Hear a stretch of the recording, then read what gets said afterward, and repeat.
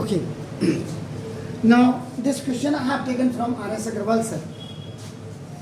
All the question I am taking आपका now daily or regularly आपका now from different books.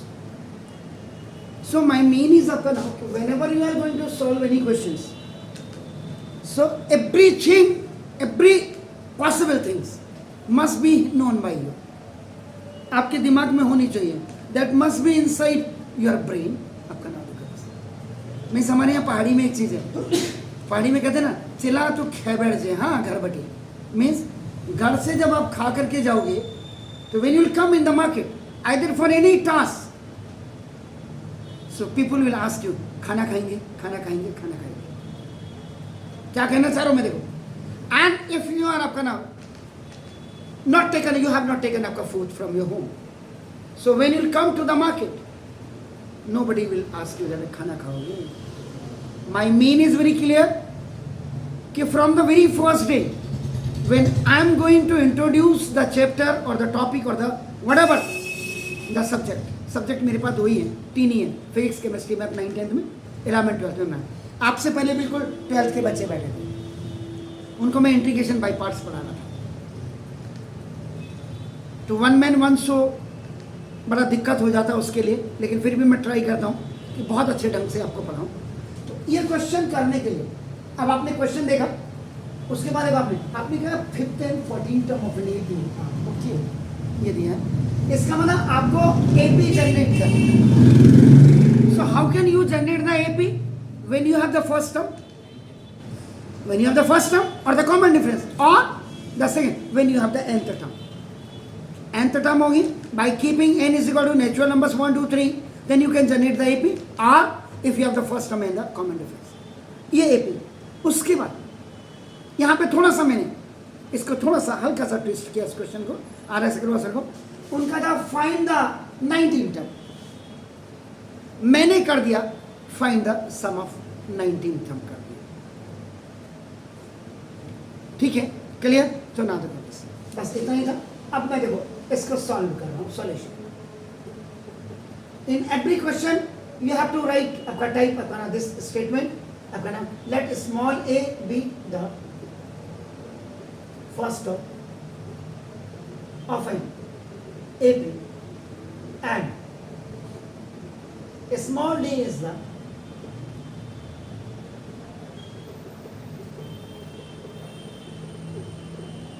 common difference. ये आपने लिखा. After that ना गिवन में द फर्स्ट स्टेटमेंट में आपका देखो ना टाइप कर दो. फर्स्ट 5th टर्म इज आपका नाम देखो दिस इज इक्वल टू 20.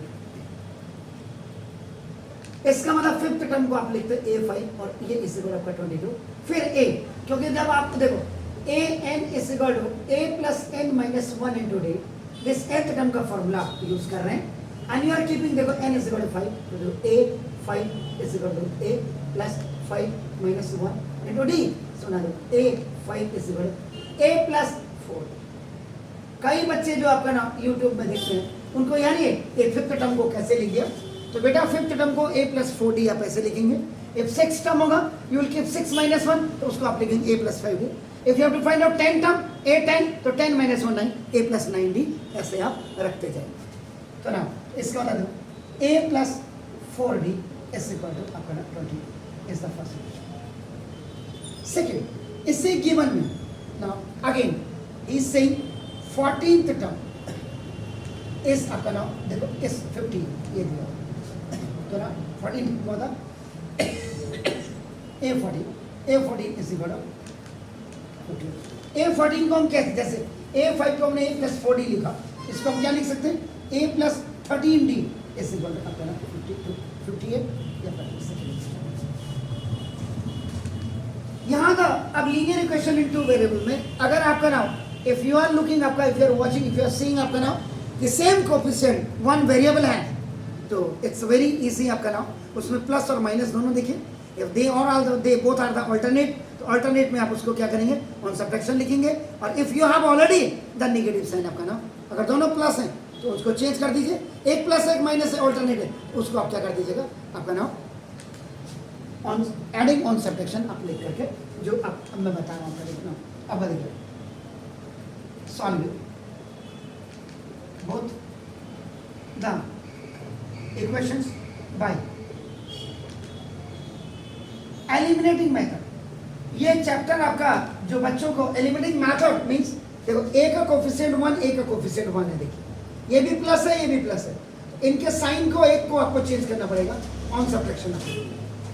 और अगर आप कहते हैं नहीं सर हमको डी को हम एलिमिनेटिंग मेथड से करना चाहते हैं लेकिन डी को हम कैंसिल करना चाहते हैं, इसको 13 से मल्टीप्लाई इसको 4 से मल्टीप्लाई कर दीजिए तो 13 4 जा 52 हो जाएगा। Eliminating method A plus 4d is equal to 22 आपका होगा ना, A plus 13d is equal to 58।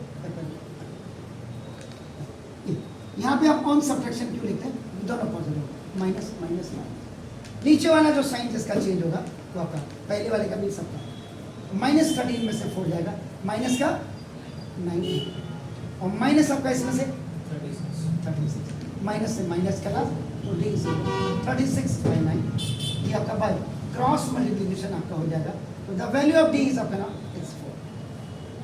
So now this is the common difference which you have received from this question। Yeah. Now, yeah. Now substitute the value d is equal to 4 in equation number 1। equation number 1 ये है a plus 4d is equal to 22। a आपका ये है sir 4 into आपका a आपका equal to 22 a is equal to 22 4 4 जा 16 ये आपका OT में चला गया आपका नाम देखो a is equal to आपका नाम जरा करिएगा first term is equal to आपका नाम देखो 22 minus 16 is what 6। It means अगर आपका D भी आ गया A भी आ गया इसका मतलब अब आपका A भी जनरेट हो जाएगी। ठीक है तो ना फर्स्ट टर्म आपके पास है, सेकेंड टर्म हमने जनरेट करना दैट इज A2 तो आपका क्या होता है A plus 1 A का मतलब आपका 6 plus 1 into 4 is equal two is it clear. Third term का मतलब आपका क्या हो गया A3 का मतलब आपका A plus 2D ना A का मतलब 6 plus 2 into 4 4 है कितना हो गया इसका। अब आप इसको इनफाइनाइट एपी जनरेट कर सकते हो आपका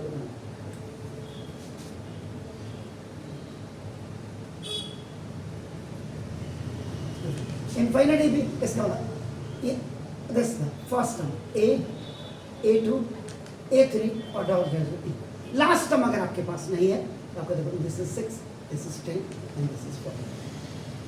ठीक है इसको 58 तक नहीं लेंगे जी 58 तक नहीं लेंगे नहीं नो 3 क्योंकि उसने खाली अब देखो अब 19 टर्म सपोज हमें फाइंड आउट करना है एग्जैक्टली तो सपोज आपका ना तो ये आपका फाइंडिंग या an equal to जी फाइंडिंग आपका क्या है 19th टर्म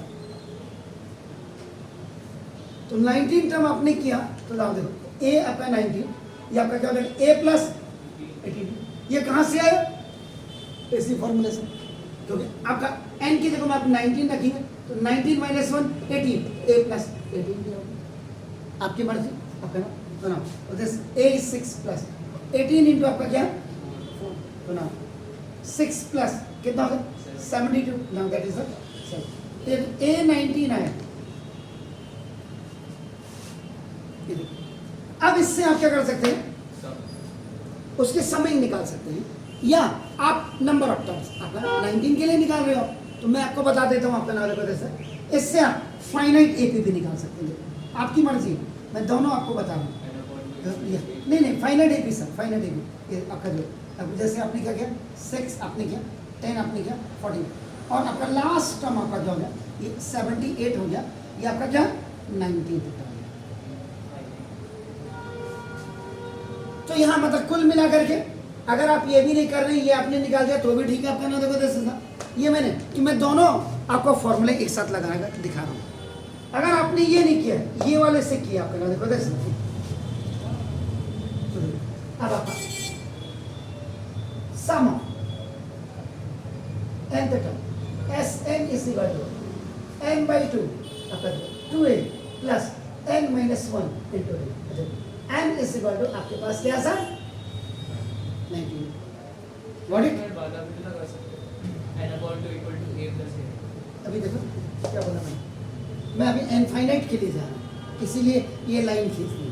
गॉट इट, बिल्कुल आपने सही बात। आपका देखो ना दिस सम ऑफ आपका देखो this is the 9th term आपका S19 is equal to 19 upon 2 equal 2 into a is कितना 6 प्लस 19 माइनस 1 इनटू d कितना है सर 4। हमारा सुना S19 is equal to 19 by 2 2 6 आपका देखो इसमें से 2 भी कॉमन ले सकते थे आप लोग 2 6 ये 12 और प्लस ये कितना होगा 18 इंटू S19 इज इक्वल मैं से मिनिमाइज करके किया करो हमेशा, तो आपका देखो 12 प्लस कितना होगा sir now this S19 is equal 19 by 2 कितना सर 84 है 84। इससे ये खल्लास हो जाएगा।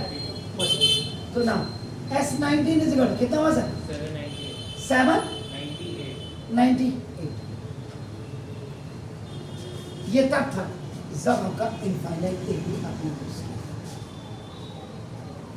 क्लियर होगा। ये आपका 19th टर्म है आपका, नाम देखो this in a gap of every 4 जो फिक्स आपका रेशियो है कंस्टिट्यूटिव नंबर्स आपका 4। अब देखो ये अगर आप ये नहीं कर रहे, ये फाइनाइट ए बी पे काम कर रहे हैं, तो नाम देखो अब आपका sum nth term Sn is equal to आपका n by 2 जो आप कह रहे थे सर, ये देखो a प्लस ए। अब बच्चे की कितनी समझ है उस पर काम करता है आपका, ना देखो दिस तो सम दिस ये 19th टर्म इसका होता है S19, तो n की वैल्यू यहाँ पे 19 है। ये जो मैंने ये फर्स्ट टर्म से ये 19 आपका, तो ये आपका 19 by 2 फर्स्ट टर्म आपका कितना है 6 एंड 19 टर्म का कितना 7। दिस 19 by 2 कितना हुआ sir 84, am I right? This is आपका 42 and S19 is equal to 790।